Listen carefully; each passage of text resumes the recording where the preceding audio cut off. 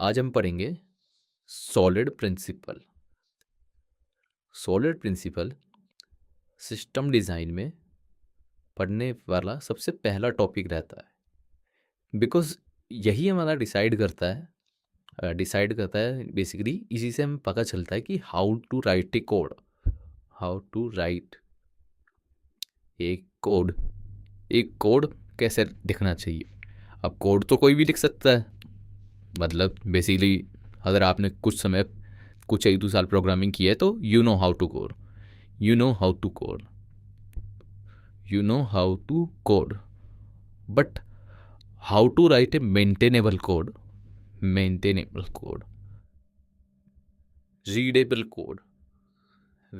Code, और ऐसा code जिसमें फ्यूचर में बग्स आने के चांसेस कम हो। जो फ्यूचर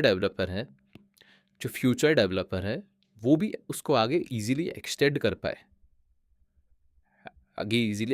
पाए, मेंटेन कर पाए, उसको समझने में, उसको अंडरस्टैंड करने में दिक्कत ना हो। तो उस चीज़ को बेटर तरीके से करने के लिए कुछ हमारे डिज़ाइन पैटर्न्स होते हैं जिसको हम आगे चल के देखेंगे। अभी हम बात करते हैं सॉलिड प्रिंसिपल्स के बारे में। सॉलिड प्रिंसिपल्स में एस का मतलब होता है सिंगल रिस्पॉन्सिबिलिटी। सिंगल रिस्पॉन्सिबिलिटी का मतलब होता है एक class should have only one reason to change. एक क्लास के पास केवल और केवल एक ही रीज़न होना चाहिए चेंज होने के लिए।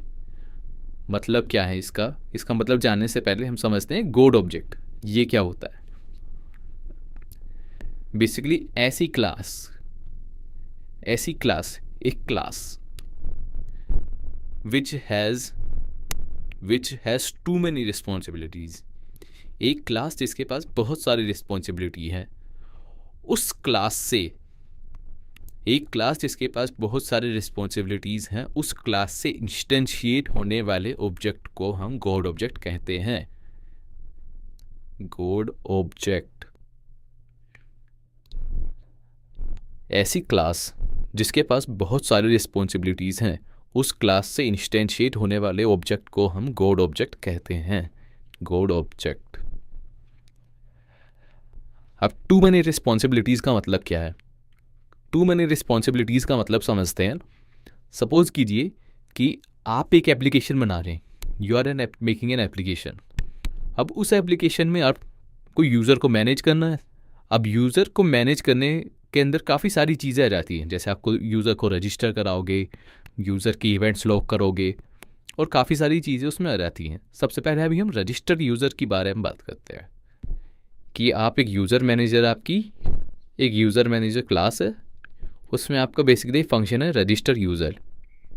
अब इसमें आप देखें तो इस क्लास के अंदर वैलिडेशन हो रहा है कि यूज़र का जो नेम है, ईमेल है, whether the user has entered correct name और ईमेल।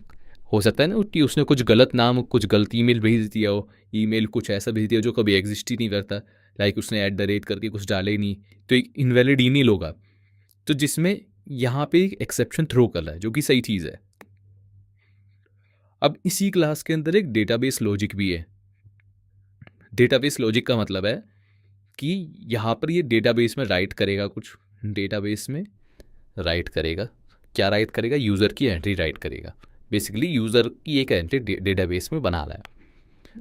फिर यहाँ पर इसी क्लास के अंदर हमारा एक ईमेल लॉजिक भी है, जो कि यूज़र को वेलकम ईमेल सेंड करेगा। अब जैसे आपने कई एप्लीकेशंस पे लॉगिन किया होगा, तो वहाँ पे जब भी आप बेसिकली रजिस्टर किया होगा, जब भी आप रजिस्टर करते हो तो रजिस्टर करने के बाद आपको एक कन्फर्मेशन मेल जाता है, कन्फर्मेशन मेल। उस मेल में ऐसा लिखा होता है कि वेलकम टू आवर एप्लीकेशन। तो वही है ये वेलकम मेल कि यूज़र ने, सबसे पहले यूज़र आया, रजिस्टर यूज़र फंक्शन उसके लिए चलेगा, वैलिडेशन चला, डेटाबेस में एंट्री हुई, उसको वेलकम ईमेल जाएगा, और यहाँ पर हमारे खुद के सिस्टम में लॉगिन कर रहे हैं, खुद के रेफरेंस के लिए, यूज़र रजिस्टर्ड सक्सेसफुली। तो अब आप देखो तो इस क्लास के अंदर काफ़ी सारी रिस्पॉन्सिबिलिटीज़ हैं। टू मैनी रिस्पॉन्सिबिलिटीज़ मीन्स कि इन फ्यूचर अगर इस क्लास में बेसिकली इन फ्यूचर अगर इस क्लास की वजह से किसी ऑब्जेक्ट में एरर आता है रन टाइम पे, तो हमें पूरा गो थ्रू करना पड़ेगा कि आखिर किस चीज़ की वजह से एरर आ सकता है। हो सकता है डेटाबेस में राइट करने की वजह से एरर आ जाए, हो सकता है कि वेलकम ईमेल में एरर आ जाए, और भी दुनिया भर की हम चीज़ें इसमें डाल सकते हैं। तो किसी भी चीज़ की वजह से एरर आएगा तो सबसे पहले हमें पूरा गो थ्रू करना पड़ेगा। तो ये मेंटेनेबल नहीं है, बिल्कुल भी मेंटेनेबल नहीं है ये कोड, बिल्कुल भी। और दूसरा, इसके अंदर काफ़ी सारी रिस्पॉन्सिबिलिटीज़ है।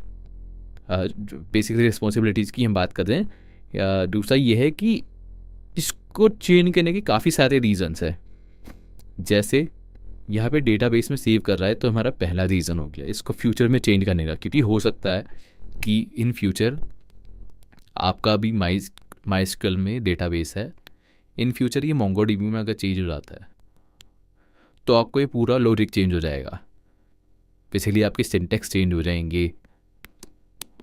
तो उससे क्या है कि इसी क्लास में आप चेंज करोगे तो आपके पास एक रीज़न आ गया यहाँ पे इसको फ्यूचर में चेंज करने का। और एक रीज़न आपके पास ये आ जाता है सेंडिंग वेलकम ईमेल। हो सकता है कि अभी आप सपोज कीजिए सेंडर यूज़ कर रहे हैं मेल भेजने के लिए, कल को आप AWS यूज़ करने लगे, फिर आपका कुछ सिंटेक्स चेंज होगा, जो भी माइनर चेंजेस होंगे फिर आपको इस क्लास में राइट करना पड़ेगा। तो बेसिकली ये दूसरा रीज़न आ गया कि चेंज करने के लिए इसको फ्यूचर में। तीसरा रीज़न ये आ गया कि आप लॉगिंग कुछ बदलना चाह रहे हैं। तो आप देखो तो इस क्लास में 3 रीजंस हैं, 3 रीजंस टू चेंज। और एक्चुअली एक 4th रीज़न भी है, ये वाला। ये वाला हो सकता है कि कल को नेम ईमेल के साथ कुछ दूसरा कस्टम फील्ड आ जाए, कस्टम फील्ड जिसको हमें वैलिडेट करना हो। तो हमारे पास ये 4th रीज़न भी है इस क्लास को चेंज करने के लिए। और यही हमारा सिंगल रिस्पॉन्सिबिलिटी प्रिंसिपल कहता है, एक class should have only 1 reason to change. तो इसका मतलब ये जो गोड ऑब्जेक्ट वाली क्लास है ये बहुत ही ज़्यादा बैड डिज़ाइन है, bad design, because it has many reasons to change, many reasons to change in future. तो सिंगल रिस्पॉन्सिबिलिटी प्रिंसिपल को फॉलो करने के लिए फॉलो करें अगर हम, तो इस चीज़ को कैसे डिफाइन करेंगे इस यूज़र मैनेजर क्लास को। हम क्या करेंगे, एक अलग क्लास बनाते हैं यूज़र रेपोजिटरी क्लास, जिसमें बेसिकली सेव फंक्शन है जो कि डेटाबेस में सेव कर रहा है, सेविंग टू DB डेटाबेस। एक ईमेल सर्विस क्लास है जो कि बेसिकली मेल भेजने का काम कर रही है यूज़र को, मेल सेंड।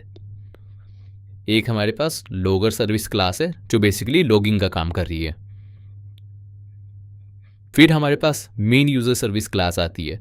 अब जिसके अंदर हम क्या कर रहे हैं, हम यहाँ पर डिक्लेयर कर रहे हैं हर क्लास जो ऊपर बनी हुई है उसका एक ऑब्जेक्ट हमने डिक्लेयर किया।